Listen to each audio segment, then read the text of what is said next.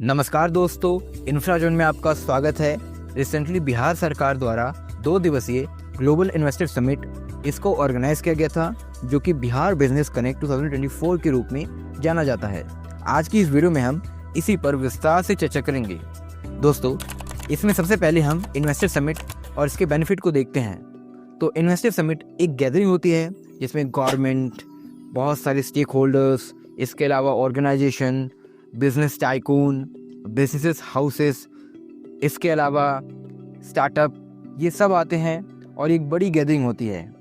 तो यहाँ पर वेरी सेक्टर के अंदर एमओयू साइन किए जाते हैं, जिसको हम मेमोरेंडम ऑफ अंडरस्टैंडिंग कहते हैं। इसके अंतर्गत कोई जो फर्म होती है वो निवेश के प्रस्ताव को रखती है और वो टाइमलाइन देती है कि हम इतने साल में इतना निवेश करेंगे और हम ये प्रोजेक्ट्स स्टेब्लिश करेंगे।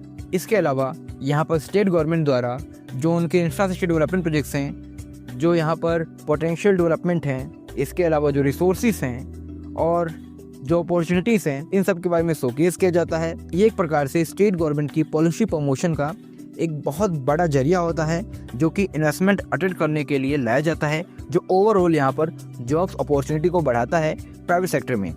तो दोस्तों, सबसे पहले गुजरात के अंदर इस प्रकार के इन्वेस्टर समिट को ऑर्गेनाइज किया गया था, जिसको वाइब्रेंट गुजरात के नाम से जाना जाता है। 2002 के अंदर उस समय चीफ मिनिस्टर नरेंद्र मोदी जी द्वारा इसको स्टार्ट किया गया था। इसके बाद दोस्तों, मध्य प्रदेश ने 2007 के अंदर इन्वेस्ट एमपी एक ग्लोबल इन्वेस्टर समिट ऑर्गेनाइज किया था। इसके बाद तमिलनाडु ने ही इस प्रकार का एक इन्वेस्टमेंट मीट ऑर्गेनाइज किया 2015 के अंदर। उसके बाद make in Maharashtra, make in India national level पे आया। उसके बाद दोस्तों यूपी इन्वेस्टर समिट 2018 के अंदर ऑर्गेनाइज हुई। फिर असम, तेलंगाना, वेस्ट बंगाल समेत और राज्यों ने इस प्रकार के इन्वेस्टर समिट ऑर्गेनाइज किए हैं।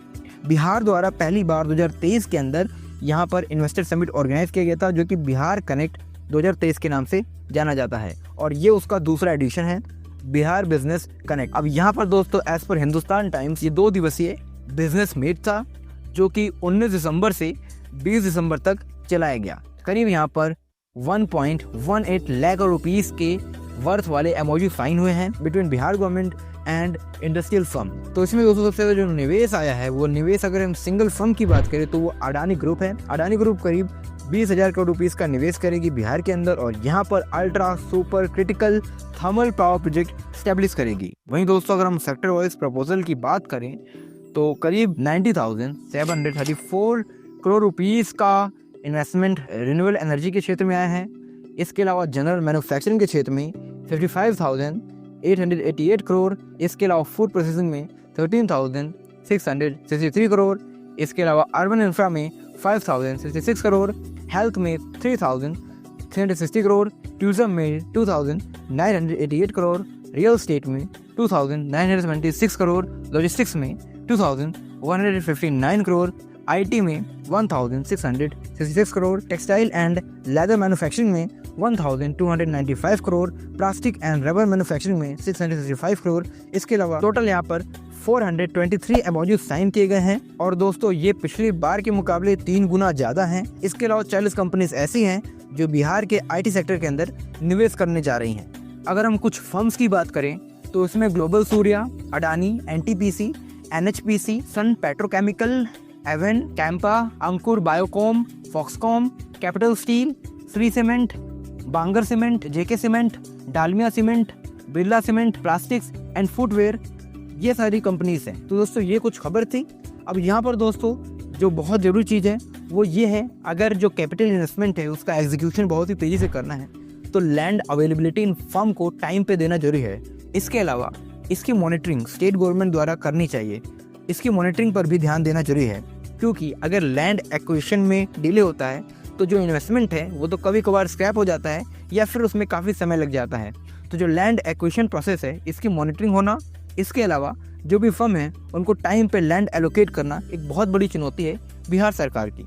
इसके अलावा दोस्तों, यहाँ पर एक और जरूरी चीज़ है कि सरकार द्वारा इस प्रकार की समिट को रेगुलर एडिशन या एनुअली ऑर्गेनाइज करने की बजाय 2 साल या 3 साल के अंतराल में करने की ज़रूरत है। और इसके पहले उत्तर प्रदेश के अंदर जो मॉडल अभी यूज़ किया जा रहा है, जिसमें एक 2 से 3 साल अंतराल के बाद होता है, इसके अलावा जो ग्राउंड ब्रेकिंग सेरेमनी होती है जो कुछ ही सालों में होती है, 1 साल 1.5 साल बाद, उसके अंतर्गत जो भी लैंड अलॉटमेंट होता है और जो भी फर्म यहाँ पर निवेश करना शुरू करती है अपनी यूनिट सेटअप करना शुरू करती है, उसके लिए एक प्रॉपर इवेंट ऑर्गेनाइज होता है, जिससे हमें ये पता लगता है कि वाकई में जो ये इन्वेस्टर समिट है, इसमें जो MOU साइन हुए हैं वो ग्राउंड लेवल पे एग्जीक्यूट हो रहे हैं, जो कि इस ग्रोथ को दर्शाता है। यहाँ पर दोस्तों बहुत सारी चीज़ें इसके संबंध में कही जा सकती है। हालांकि अभी ये रिसेंटली बिहार सरकार द्वारा शुरू किया गया है, तो अभी हम इस पर कुछ कमेंट नहीं कर सकते हैं। आने वाले समय में ये पता लगेगा कि किस प्रकार से इन इन्वेस्टमेंट का एग्जीक्यूशन हो रहा है, ये सरकार कितनी इफेक्टिवली यहाँ पर लैंड को एलोकेट कर पा रही है। इसके संबंध में और भी कई सारी अपडेट्स फ्यूचर में आने वाली हैं, तो जुड़े रहें इस चैनल से। इस चैनल को जरूर सब्सक्राइब करें और अपने दोस्तों को जरूर शेयर करें। धन्यवाद आपका ये वीडियो देखने के लिए। मिलते हैं नेक्स्ट वीडियो में।